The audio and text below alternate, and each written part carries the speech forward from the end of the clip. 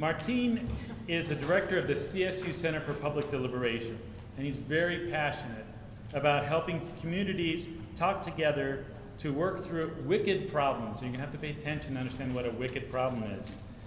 Those are where there are competing goals with really no right answer. And he's going to, in a way, be a transition between the ideas we've been talking about and thinking, how do we talk about these together so that we can get a solution for something that doesn't have a clear solution. So please help me welcome Martin.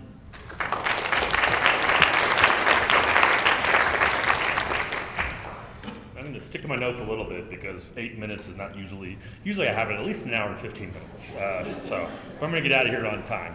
But I titled my talk tonight, How Do We Build Community When There's No Easy Answers? And it'll primarily consist of kind of three moves.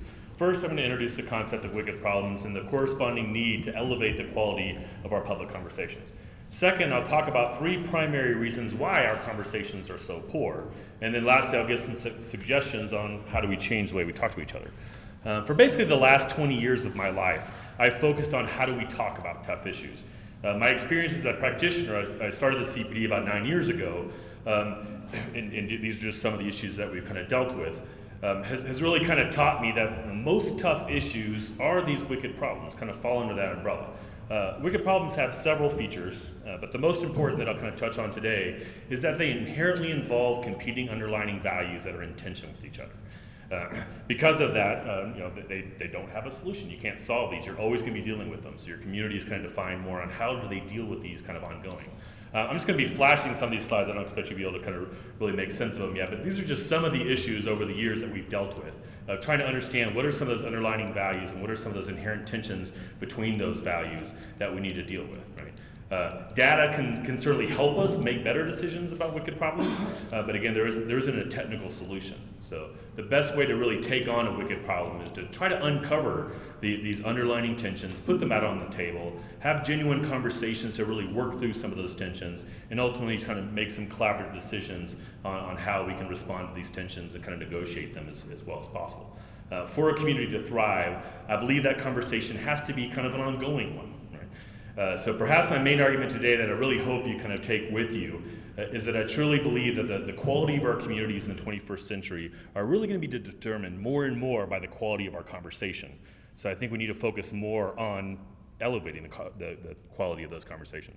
So I started this CPD in 2006 with kind of an explicit mission to improve the quality of our conversation, to kind of work on that here in Northern Colorado. I think the FOCO Futures Forums in many ways has the very same mission, so I'm really glad to be a part of that. The problem, as I imagine many of you will agree, is that the quality of our public discourse is unfortunately rather poor. There are many reasons for this, but I'll focus on three in particular today.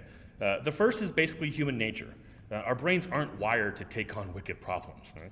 Our brains want simplicity. They work overtime to convince ourselves that we're right and they are wrong. In recent years, the research on brain science has made this more and more clear. Our impulse will always be to put our blinders on and be selective listeners and readers and seeking out information and people that confirm our assumptions and avoiding, rejecting, or ridiculing those that disagree. Going back to the wicked problem slides, we want to focus on one particular value and make that the trump and assume that those that disagree with us reject that positive value and are motivated more by negative values and ulterior motives. That just makes it easier for us. The second cause for poor public discourse is basically the marketers, the professional persuaders, the political pundits are very good at taking advantage of those quirks of human nature. This involves popular culture as well as kind of professional politics. I mean, Disney is masterful at weaving these narratives based on a simplistic kind of good versus evil structure, teaching us from an early age that most problems are caused by villains. And the only thing we need to do to live happily ever after is to vanquish evil. Political campaigns are basically run the same way.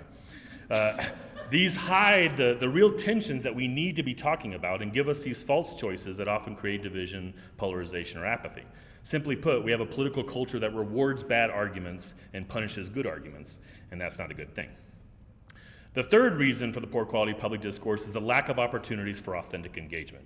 Much of our public engagement, nationally in particular, suffers from pretty bad process design. We have multiple ways of expressing ourselves, but almost all of them simply involve a collection of individual opinions.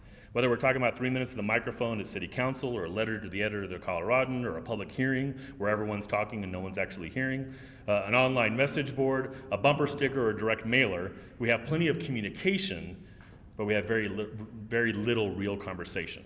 Yes, free speech is a cornerstone of democracy, but for democracy to thrive, we need more than everyone expressing their opinions. We need people working together to refine their opinions. We need interaction. The good news is that we know better. Right? There's now a national movement, again, I'm going to show some slides that show some of the national organizations I work with, is underway, really focused on improving the conversation. So you think Everyday Democracy, the National Coalition for Dialogue and Deliberation, the Public Conversations Project, Reuniting America, the American Democracy Project. Heck, even Disney now is kind of getting away from that simplistic kind of good versus evil framework, right? And then the really good news is that here in Fort Collins, we seem to get it. Right? The city government understands the importance of real engagement, and they put some real resources towards it. Organizations, like many of the ones that are sponsoring tonight, that we have on the board, kind of focus on supporting real conversation and collaboration. I really do think we're a model nationally already, but we're wanting now move from good to great and really kind of be an example of what engagement could be in a city. So how do we spark authentic conversations? The easiest way for me to explain this in the 3 minutes I have left is with Sam Kainer's kind of concept of the diamond of participatory decision making. This diamond shows that authentic conversations kind of have to go through 3 stages to really kind of get through, so for us to make really good democratic kind of collaborative decisions. So first, we need divergent thinking. We need processes to kind of think outside of the box and to kind of challenge our assumptions and to get beyond the usual suspects. If we don't have sufficient divergent thinking in our processes and we jump to a decision point too early, we suffer from false consensus. We think we all agree because we didn't let anyone disagree, or we didn't let them in the room. But if we do allow for enough, so we need processes for divergent thinking. If we have enough divergent thinking, it kind of sets up the next problem, right? Because now we have a lot of opinions in the room, and things get messy, and we enter the groan zone. And I love that concept as I'm training my students, right? Because I can tell them, if your table is really struggling, it means it's working, right? Because it's supposed to be tough in some ways. So later today, when we get to these conversations and they get difficult, remember this, right? We need to have more difficult conversations. But working through the groan zone does kind of require a different kind of conversation. We need time. We need small groups often. We need facilitators. I couldn't bring my students tonight because this is the middle of finals week, so we couldn't get 30 of them here. They're a little busy. We need good process design and the kind of things that we'll be doing tonight.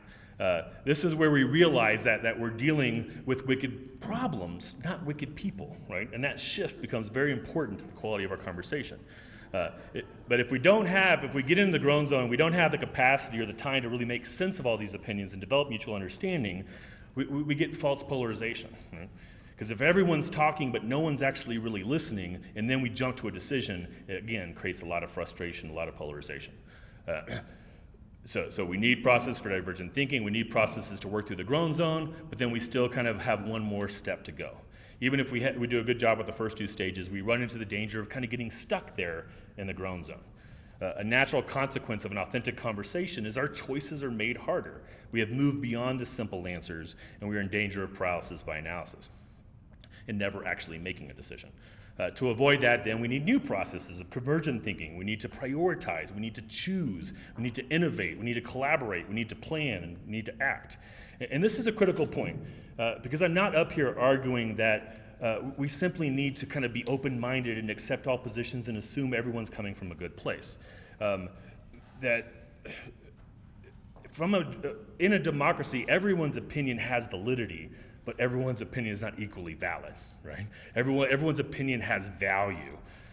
But a lot of my work kind of focuses on the need for open-mindedness, but we also have to realize that open-mindedness can go too far. We don't want to be closed-minded, but extreme open-mindedness gives us no ways to make decisions. So we need to try to find that right balance kind of between that. So we start with divergent thinking, open-mindedness, but at some point we need convergent thinking, we need to prioritize, and we need to make decisions. So to close, each of these 3 stages takes on a different style of communication and different processes, but most of all, we need citizens that get it.